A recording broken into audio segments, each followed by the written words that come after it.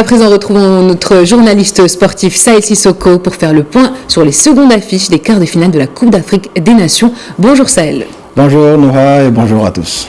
Alors, ce dimanche, le tableau complet des demi-finales sera connu. Le gros choc de ces quarts de finale oppose cet après-midi l'Égypte au Maroc. Que pouvez-vous nous dire sur ce match tant attendu ?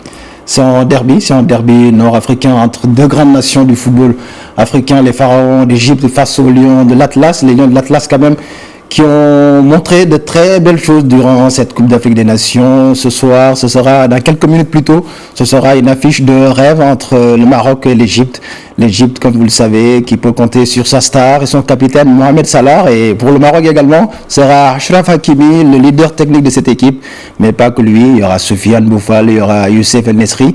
Et la surprise du chef, ça vient de tomber en ce moment même, c'est le classement, c'est la titularisation de Mounir El Haddadi qui a été préféré à Ayoub El Kabi sur l'ensemble de cette composition. On peut dire c'est du classique. Le Maroc quand même qui a l'avantage des statistiques. Le Maroc qui s'est imposé à 8 reprises face à l'Égypte, alors que l'Égypte quand même qui s'est imposé lors de la dernière CAN, c'était en 2017 face au Maroc qui a éliminé le Maroc à la CAN 2017.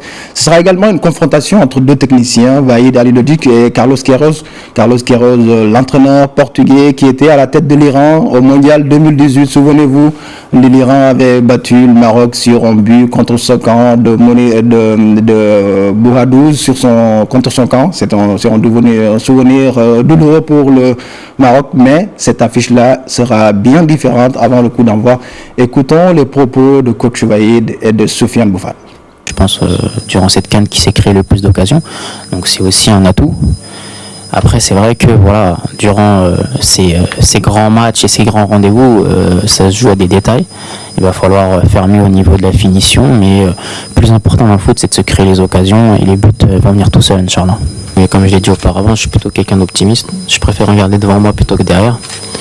Et aujourd'hui, on a fait une bonne Coupe d'Afrique, mais il n'y a pas de pression particulière.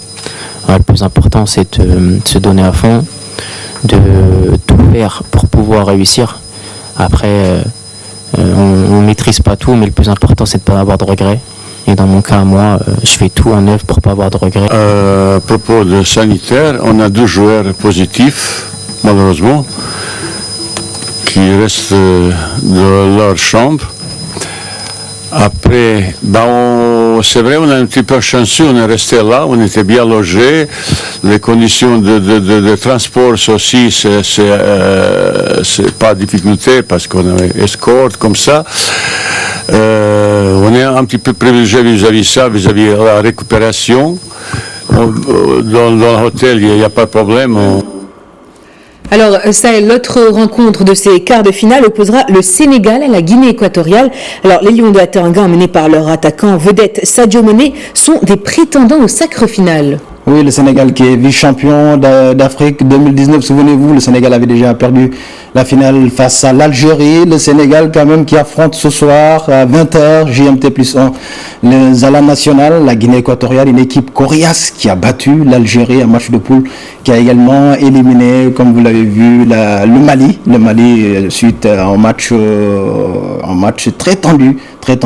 La Guinée équatoriale, c'est un souvenir douloureux également pour le Sénégal. Souvenez-vous, à la CAN 2012 à Bata, les Lions avaient perdu face aux Zala National sur le score de 2-1. Un cauchemar pour le Sénégal. Ce soir, ils pourront compter sur Sadio Mané, leader technique également. Il était sorti sur blessure face au Cap-Vert suite à sa collision avec le gardien capverdien.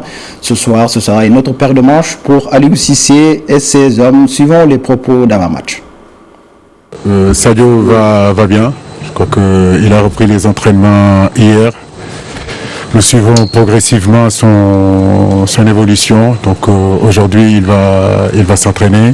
C'est vrai que le choc a été sérieux entre les deux joueurs.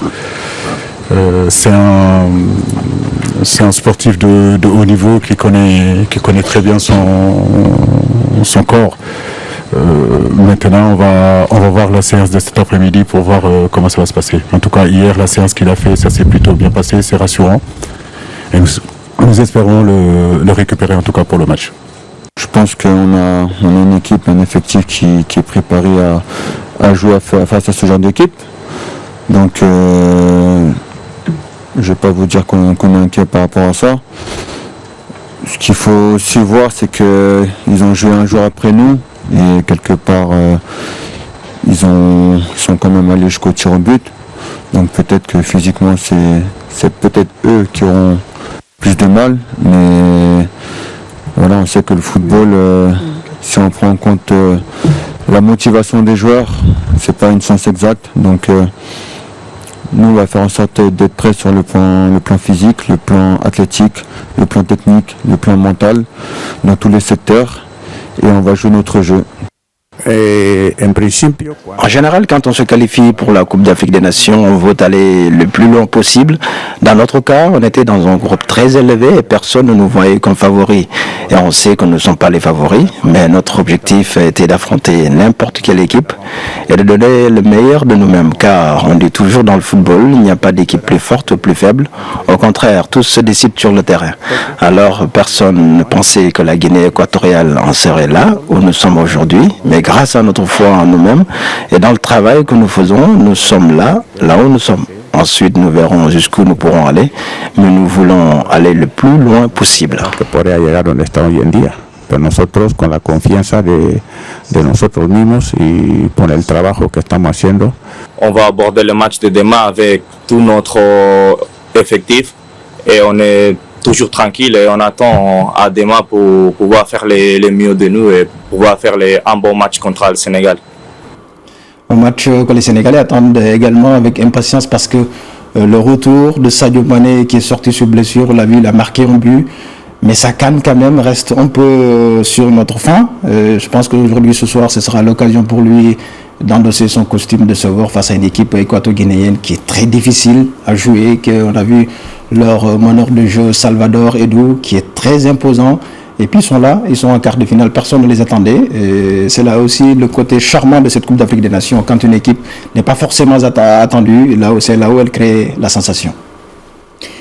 Alors, merci Sahel pour ces précisions. Je rappelle que le match du Maroc se déroulera dans quelques minutes. Exactement. Eh bien, merci pour ces précisions. Merci à vous.